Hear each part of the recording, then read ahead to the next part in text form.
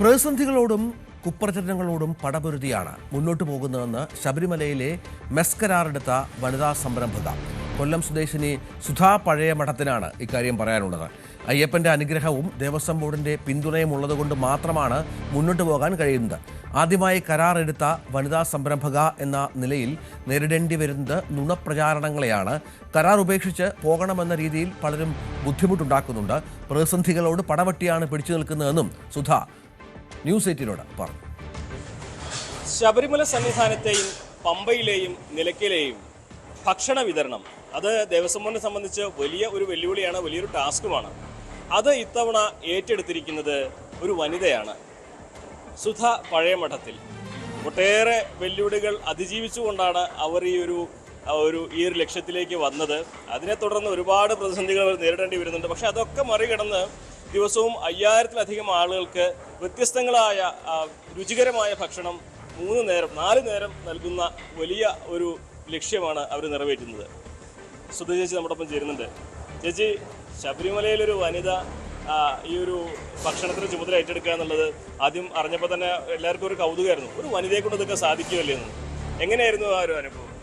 ആദ്യം നമുക്കൊരു ബുദ്ധിമുട്ടായിരുന്നു. നമ്മൾ നേരത്തെ പറഞ്ഞ പോലെ 7 ദിവസം നമുക്കത് ഭയങ്കരമായ മാനസിക സംഘർഷം നമുക്ക് പലതരത്തിലും. പക്ഷേ ദേവസ്വം ബോർഡിൻ്റെ എല്ലാ ഭാഗത്തു നിന്നും, ബോർഡിൻ്റെ ഭാഗത്തു നിന്നായാലും ജീവനക്കാരുടെ ഭാഗത്തു നിന്നായാലും എല്ലാം നമുക്ക് അനുകൂലമായിട്ട് അവർ നിന്നു. കാരണം കളഞ്ഞിട്ട് പോകരുതേ എന്നുള്ള എക്സിക്യൂട്ടീവ് ഓഫീസർ ഉൾപ്പെടുന്ന അവിടെ നിന്ന് നമുക്ക് വേണ്ടുന്ന ആൾക്കാരെയൊക്കെ തന്ന് സഹായിച്ചു, നമുക്ക് പറഞ്ഞു തന്നു. കാരണം നമുക്ക് അറിയത്തില്ലല്ലോ, ഇതിൻ്റെ ക്വാണ്ടിറ്റി അറിയത്തില്ല. അതിൽ വന്ന ഒരു ബുദ്ധിമുട്ടാണ്. പിന്നെ പുള്ളി അയ്യപ്പൻ വിചാരിക്കണമല്ലോ നമ്മളിവിടെ വരുന്നതും പോകുന്നതും. പുള്ളി വിചാരിച്ചാണ് ഞാൻ തന്നെ നടത്തട്ടെ ഈ വർഷം എന്നുള്ള ആ ഒരു നിഗമനത്തിലായിരിക്കും. ഭഗവാന്റെ ഒരു അനുഗ്രഹം, അത്രയേ ഉള്ളൂ. ഒരുപാട് പേര് അവരുടെ കുത്തക പോലെ വെച്ചിരുന്ന സംവിധാനമാണ്. അപ്പോൾ അതിലേക്ക് ഒരു വനിത വന്ന് അത് ഏറ്റെടുത്തപ്പോൾ എന്തൊക്കെ പ്രതിസന്ധികളാണ് നേരിടേണ്ടി വന്നത്? ഇവരുടെ ആൾക്കാർ തന്നെ ഉണ്ട് ഇതിനകത്ത്. ഇത് കാരണം വർഷങ്ങളായിട്ട് ഇതിൻ്റെ ഇത് നടത്തി പോരുന്ന ആൾക്കാരുണ്ട് ഇതിൻ്റെ പിന്നിൽ.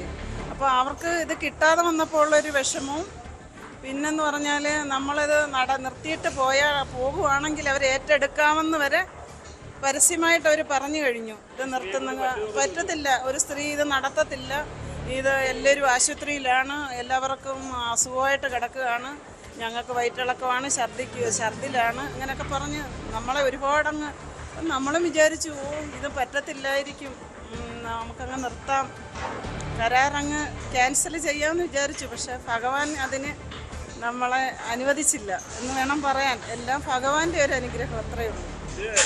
തുടരാൻ സമ്മതിക്കില്ല എന്നുള്ള രീതിയിൽ തന്നെ പല പണികളും വന്നു. പിന്നെ ഒരുപാട് എല്ലാ തരത്തിലും നമ്മളെ ഇവിടെ ആഹാരങ്ങളൊന്നും കൊള്ളത്തില്ലെന്നും നമ്മുടെ ആഹാരങ്ങളൊന്നും മുഴുക്കുന്നില്ലെന്നും പിന്നെ അവർക്ക് ഛർദിലാണെന്നും പിന്നെ ഒരു തെറ്റായ പ്രചരണം. എന്നിട്ട് ഇപ്പോഴും പറയുന്നുണ്ട്. ഇപ്പം നമ്മൾ ഇത്ര നല്ല രീതിയിൽ ആഹാരം സഫീഷ്യൻ്റ് ആയിട്ടാണ് കൊടുക്കുന്നത് എല്ലാവർക്കും. നമ്മൾ അഥവാ നമ്മൾ ഉണ്ടാക്കുന്ന ഭക്ഷണം തികഞ്ഞില്ല എങ്കിൽ അപ്പോൾ തന്നെ നമ്മളിതിൻ്റെ അടുത്ത ഇത് കണ്ടെത്തി ആഹാരം നമ്മൾ വിതരണം ചെയ്യുന്നുണ്ട്. നമുക്കൊരു കുഴപ്പങ്ങളും ഇതുവരെ വന്നില്ല. ജനറേറ്ററിൻ്റെ ഡീസൽ വരെ നമ്മളെ വെള്ളം ഒഴുകി പോകുന്ന പോലാണ് പോയത്. ഡീസൽ വരെ നമ്മുടെ ഇതാക്കി കളഞ്ഞ്. പിന്നെ ഒരുപാട് കഷ്ടനഷ്ടങ്ങളും മാനനഷ്ടങ്ങളും എല്ലാം അവർ വരും. പക്ഷേ നമ്മളിത് കളഞ്ഞിട്ട് പോകത്തില്ലെന്ന് ഉറപ്പ്. എന്തായാലും ഈ വർഷം എടുത്ത കരാറ് നമ്മൾ ചെയ്യുമെന്ന് 100% ഉറപ്പിച്ചു. ഭഗവാൻ നമ്മുടെ കൂടെ നിൽക്കണം. ഭഗവാനോട് ഞാനങ്ങ് പറഞ്ഞു, എന്തിനാ ഞങ്ങളെ ഇങ്ങനെ കഷ്ടപ്പെടുത്തുന്നു. പക്ഷെ ആ ഒരു പറച്ചിൽ ദൈവം കേട്ടു. ഈ ആദ്യത്തെ പ്രതിസന്ധിക്കൊക്കെ ശേഷം മണ്ഡല വിളക്കുന്ന സമയത്ത് സദ്യയൊക്കെ വിളമ്പാൻ കഴിഞ്ഞപ്പോൾ ഒരുപാട് ആത്മവിശ്വാസം കിട്ടി. ഒരുപാട് സന്തോഷം തോന്നി. കാരണം സദ്യയൊക്കെ 100-110% നല്ല രീതിയിൽ വിജയിച്ചു. എല്ലാവരും പറഞ്ഞു, ഈ പറഞ്ഞ എല്ലാ ആൾക്കാരും പറഞ്ഞു, ചേച്ചിക്ക് ഇങ്ങനെയൊക്കെ വെക്കാൻ അറിയാവോ എന്ന് വരെ ചോദിച്ചവരുണ്ട്. പക്ഷെ നമുക്കിപ്പോൾ എന്നും അങ്ങനെ കൊടുക്കാനൊക്കത്തില്ലല്ലോ. നമ്മുടെ പൈസയുടെ പരിമിതികളിൽ നിന്നുകൊണ്ട് വേണ്ടേ. എന്നാലും നമ്മളൊരുവിധം നന്നായിട്ട് കൊടുക്കുന്നെന്നാണ് നമ്മുടെ ഒരു വിശ്വാസം. പിന്നെ 5000 പേര് കഴിച്ചാൽ 5000 വീടുകളിൽ നിന്നാണ് കഴിക്കുന്നത്, അല്ലാതെ ഒരു വീട്ടിലെ ഭക്ഷണം അല്ലല്ലോ. പല വീടുകളിൽ നിന്ന് വരുന്നവരാണ്, അവർക്ക് പല ടേസ്റ്റാണ്. പിന്നെ അവരുടെ പ്രവൃത്തികൾ നമ്മൾ നോക്കുമ്പോൾ അരവണയിൽ നിന്ന് വരുന്നവർ അവരവിടെ ജോലി ചെയ്ത് ക്ഷീണിച്ച് അവരുടെ പ്രതിഷേധമാണ് ആഹാരത്തിൻ്റെ മുന്നിൽ അവർ കാണിക്കുന്നത്. അപ്പോൾ അവരോടും നമുക്ക് പിന്നെ ഇത് കണ്ടപ്പം അവരോടും ഒരു അലിവ് തോന്നി. കാരണം അവരത് കാണിക്കുന്നതിൽ അവർക്ക് അവരുടെ ഒരു വിഷമമാണ് അവരാ കാണിക്കുന്നതെന്ന്. അതുപോലെ ഭണ്ഡാരത്തിൽ നിന്ന് വരുന്ന ആൾക്കാരും അവരൊക്കെയാണ് ഈ ബഹളം ഉണ്ടാക്കുന്നത്. കാരണം നമുക്ക് മനസ്സിലാവും അവരാ ഉണ്ടാക്കുന്നതിൻ്റെ അവരവിടെ അനുഭവിക്കുന്ന ഒരു വിഷമത്തിൻ്റെയാണ് നമ്മുടെ മുന്നിൽ ഓടി വരുന്നുണ്ടെ ആഹാരം ചിലപ്പം തികയാതെ വരികയോ പെട്ടെന്ന് കൊടുക്കാതെ വരികയോ ചെയ്യുമ്പോൾ ഉണ്ടാവുന്ന ഒരു പ്രതിഷേധമാണ് അത് കാണിക്കുന്നത്. പക്ഷെ ഇപ്പോൾ ഒന്നുമില്ല, അവരെല്ലാം നമ്മളോട് സ്നേഹത്തിലായി. 5000 പേർക്ക് ഭക്ഷണം ഒരുക്കുക എന്നുള്ളത് വലിയൊരു വെല്ലുവിളിയാണല്ലോ. എങ്ങനെയാണ് അതിൻ്റെ ഒരു പ്രിപ്പറേഷൻ? 5000 പേരുടെ ഭക്ഷണം എന്നുള്ളതല്ല, നമ്മളൊരു 5000 പേരുടെ സദ്യ ഒരുക്കിയാൽ അങ്ങനെയുള്ള ഒരു ക്വാണ്ടിറ്റിയിൽ അല്ല ഇവിടെ ഒരുക്കേണ്ടത്.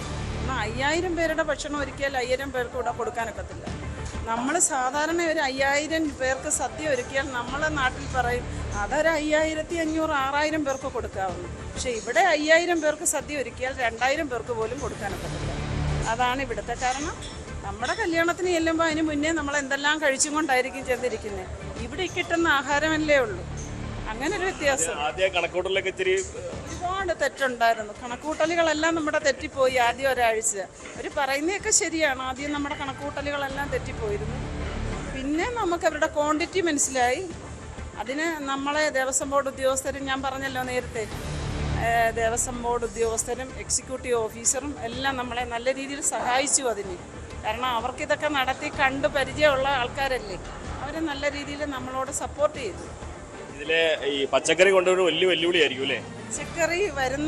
പച്ചക്കറി വരുന്നതെന്ന് പറഞ്ഞാൽ നമ്മുടെ അവിടെ നിന്ന് പമ്പേ വന്നാൽ അത് ട്രാക്ടറിൽ ഇവിടെ എത്തിക്കുന്ന സമയങ്ങൾ, അത് എത്താൻ താമസിക്കുന്നത്, നമ്മൾ ഒരുപാട് ദിവസം എടുത്തിവിടെ പച്ചക്കറി ഇടാനൊക്കത്തില്ല. അങ്ങനെയുള്ള ഒരു വിഷമങ്ങൾ. ഓടി ഓടി വണ്ടി വരത്തില്ലല്ലോ. അങ്ങനെയുള്ള പെട്ടെന്ന് തീർന്നാൽ വാങ്ങിക്കാൻ പറ്റില്ലല്ലോ. ഇല്ല അതിലൊക്കെയാണ്. നമ്മുടെ അവിടെ ആണെങ്കിൽ ഒരു സാധനം തീർന്നാൽ നമുക്ക് അടുത്ത വണ്ടി എടുത്തുകൊണ്ട് അടുത്ത സൈറ്റിലോട്ട് ഓടാം. പക്ഷെ ഇതൊക്കത്തില്ല. ഞങ്ങൾ അഥവാ സാധനം തീരുവാണെങ്കിൽ ഒന്നീ പോലീസ് ബസ്സിലോട്ടാണ് ഓടുന്നത്. അവര് സഹകരിക്കും, അവര് തരും. ഞങ്ങൾ അത്യാവശ്യം വന്നാൽ അവരാണ് ഞങ്ങളുടെ സഹായി. ക്വാളിറ്റി എങ്ങനെയാണ് അഷ്യൂർ ചെയ്യുന്നത്? ക്വാളിറ്റി നമ്മൾ ഏറ്റവും നല്ല ക്വാളിറ്റിയുള്ള സാധനങ്ങളാണ് മേടിക്കുന്നത്. ഇവിടെ ഓരോരുത്തർ ചോദിക്കും എന്നിട്ട് നിങ്ങൾ ഇത്രയും നല്ല ക്വാളിറ്റി, അതായത് ഞങ്ങളിവിടെ ചോറ് വെക്കാൻ ഉപയോഗിക്കുന്നത് തന്നെ പിന്നെ അരിയുടെ പേര് മറന്നുപോയി. നല്ല നമ്പർ 1 ക്വാളിറ്റിയുള്ള സാധനങ്ങളാണ് ഞങ്ങൾ ഉപയോഗിച്ചുകൊണ്ടിരിക്കുന്നത്. ഇല്ല, നമ്മൾ അയ്യപ്പൻ്റെ മണ്ണിൽ വന്ന് ഞങ്ങളുടെ സംസാരം ഞങ്ങൾ പറഞ്ഞിരിക്കുന്നത് നല്ല രീതിയിൽ ആഹാരം കൊടുക്കാമെന്നാണ്. ഞങ്ങളുടെ 99% ഞങ്ങൾ അതിൻ്റെ സത്യസന്ധത കാണിക്കുന്നുണ്ട്. പിന്നെ എന്തെങ്കിലും കുഴപ്പങ്ങൾ വരുന്നുണ്ടെങ്കിൽ അത് സ്വാഭാവികം. 10-25 വർഷമായിട്ട് ഈ മേഖലയിൽ തന്നെയല്ലേ? മുമ്പ് ഒരുപാട് പേർക്ക് ഭക്ഷണം ഉള്ളതിൻ്റെ ഒരു അനുഭവമുണ്ട്. അത് ഇതെങ്ങനെ വ്യത്യാസപ്പെട്ടിരിക്കുന്നു? അതെന്ന് പറഞ്ഞാൽ ബൊഫേ സിസ്റ്റമാണ്. നമ്മളിങ്ങനെ വരിക്ക് നിന്ന് നമ്മൾ സർക്കാർ ഉദ്യോഗസ്ഥരും അതുപോലുള്ള ആൾക്കാരും അടങ്ങുന്ന, അതായത് നാഷണൽ ഗെയിംസ് 2007 ജീവ സംസ്ഥാന മൃഗസംരക്ഷണ വകുപ്പിൻ്റെത്, പിന്നെ അതുപോലുള്ള സർക്കാർ പരിപാടികളെന്നൊക്കെ പറയുമ്പോൾ 5000 7000 ഒക്കെ നമുക്ക് കൊടുക്കാം. പക്ഷെ ആ ഒരു അനുഭവമല്ല ഇത്. അതിൽ 70 ദിവസം ഭയങ്കര ഒരു വെല്ലുവിളി തന്നെയാണത്. കുഴപ്പമില്ല, നമ്മളിപ്പോൾ ഇതിനോടങ്ങ് ഇണങ്ങി ചേർന്നു. വിശ്വാസമാണ് ഇത്. നമ്മൾ എന്തായാലും പൂർത്തീകരിക്കുമെന്നുള്ള ആത്മവിശ്വാസമുണ്ട്. അവരും നമ്മളോട് സഹകരിക്കാൻ തുടങ്ങി, കഴിക്കുന്നവരും. ഇനിയിപ്പോൾ എന്താണ്, ഇനിയിപ്പോൾ മകരവിളക്കിന് വളരെ കുറച്ച് ദിവസമേ ഉള്ളൂ. ഇനിയുള്ള ദിവസങ്ങൾ എന്തൊക്കെയാണ് സ്പെഷ്യലൊക്കെ? ഓരോ ദിവസം ഓരോ മെനു ആണല്ലോ ഉണ്ടാവുക. നമ്മൾ സ്പെഷ്യൽ പായസം കൊടുക്കുന്നുണ്ട്, പരിപ്പും പപ്പടം കൊടുക്കുന്നുണ്ട്, വറുത്തരച്ച തീയൽ കൊടുക്കുന്നുണ്ട്. അതുപോലെ എല്ലാ ഫുഡുകളിലും മാറ്റം വരുത്തുന്നുണ്ട്. നമ്മളെ കൊണ്ട് കഴിയുന്ന നമ്മുടെ പൈസയിൽ നിന്നുകൊണ്ട്. എന്തോ എല്ലായിടത്തും ചേച്ചിയുടെ കണ്ണും കയ്യും ഉണ്ടോ? എത്തും, അന്നെങ്കിലല്ലേ പറ്റത്തുള്ളൂ. എത്തും. എത്ര പേരുണ്ട് ഇവിടെ സഹായത്തിന്? 50 ജോലിക്കാരോളം ഉണ്ട് ഇവിടെ.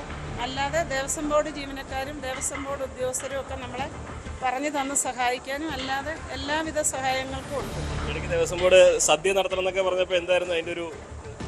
ഇടയ്ക്ക് സദ്യ അത് ഇവിടെ അല്ലല്ലോ, അന്നദാനത്തിലാണ് സദ്യ. നമ്മുടെ അല്ല, നമുക്ക് ബാധിക്കുന്നില്ല. നമ്മൾ മെസ്സിൻ്റെ മാത്രമാണ്. നമുക്ക് മെസ്സിൻ്റെയാണ്. നമുക്കൊരു സദ്യ മകരവിളക്കിനും പറഞ്ഞിട്ടുണ്ട്, ഒരു സദ്യ 41-നും പറഞ്ഞു. അത് 41-ൻ്റെ കഴിഞ്ഞു, ഇനി മകരവിളക്കിൻ്റെ ഉണ്ട്. അല്ലാതെ സദ്യ നമ്മൾ അല്ലാതെ സദ്യയുടെ എല്ലാ ഒരുവിധ മെനുകളെല്ലാം അല്ലാതെ വരുന്നുണ്ട്, കൊടുക്കുന്നുണ്ട്. മിക്ക ദിവസങ്ങളിലും അങ്ങനെ കൊടുക്കുന്നുണ്ട്. എന്താണ് ഇപ്പോൾ ഈ ഒരു മേഖലയിലേക്ക് എത്തിയിട്ട് ഒരുപാട് വിഷമങ്ങൾ നേരിടേണ്ടി വന്നു, പക്ഷെ അക്ക അയ്യപ്പനോടുള്ളൊരു ഭക്തി, ഈ ഒരു ആൾക്കാരെ സപ്പോർട്ടൊക്കെ വലിയ പിന്തുണ തരുന്നു. ഇനിയിപ്പോൾ എന്താണ് നമുക്കിനി പറയാനുള്ളത്? അതെ, അയ്യപ്പൻ്റെ മണ്ണിൽ വന്ന് നമ്മൾ എത്ര വിഷമങ്ങൾ സഹിച്ചിട്ടും അത് നമുക്കൊരു വലിയ അതൊരു വിഷമമായിട്ട് തോന്നുന്നില്ല. നമുക്ക് ആ മണ്ണിൽ വലിയ സുഖങ്ങളൊന്നും നമുക്കിതിനകത്ത് കിട്ടുന്നില്ലെങ്കിലും ഒരു ഭയങ്കരമായ ഒരു എന്തോ ഒരു വലിയൊരു അനുഭൂതിയാണ് നമുക്കിവിടെ നിൽക്കുന്നത്. ഈ ദിവസം ഇവിടെ നിൽക്കാൻ പറ്റുന്ന എന്തെങ്കിലും വിചാരിച്ചിട്ടുണ്ടോ? ഇല്ല, വിചാരിച്ചിട്ടില്ല. ഞാൻ അവിടെ നിന്ന് വീട്ടിൽ നിന്ന് ഇറങ്ങുമ്പോൾ തന്നെ ഞാൻ മല കയറി വരുമോ എന്ന് പോലും എനിക്കൊരു വിശ്വാസമില്ലായിരുന്നു. പക്ഷെ ഇപ്പം എനിക്ക് അതിൻ്റെ കുറിച്ചൊന്നും ആലോചിക്കാൻ പോലും വയ്യല്ല. അയ്യപ്പൻ നല്ല രീതിയിൽ നമ്മളോട് അനുഗ്രഹിച്ചിട്ടുണ്ടെന്ന് വേണം പറയാൻ. നട അടച്ചിട്ടേ മുടക്കമുള്ളൂ. അതേ ഉള്ളൂ, അടച്ചിട്ടേ പോകത്തുള്ളൂ. മകൻ സഹായത്തിനില്ലേ? മകനുണ്ട്, മകൻ്റെ എല്ലാ സഹായവും. അതാണ്, ഒരുപാട് പ്രതിസന്ധികളുണ്ട്, ഒരുപാട് വെല്ലുവിളികളുണ്ട്. ആദ്യഘട്ടത്തിൽ ചില ബുദ്ധിമുട്ടുകളുണ്ടായി, പലരും പാര വയ്ക്കാൻ ശ്രമിച്ചു. പക്ഷെ അതൊക്കെ തന്നെ മറികടക്കാൻ കഴിഞ്ഞതിൻ്റെ ആത്മവിശ്വാസമാണ് സുരേജിക്ക് പങ്കുവയ്ക്കാനുള്ളത്. ഇനിയുള്ള ദിവസങ്ങളും ഇതേപോലെ തന്നെ ഇതിനേക്കാൾ ഗംഭീരമായിട്ട് ഈ ഒരു മെസ്സുമായി മുന്നോട്ട് പോകാമെന്ന പ്രതീക്ഷയും അവർ പങ്കുവയ്ക്കുകയാണ്. സന്നിധാനത്ത് നിന്നും CB അനുമോദ്, ന്യൂസ് 18.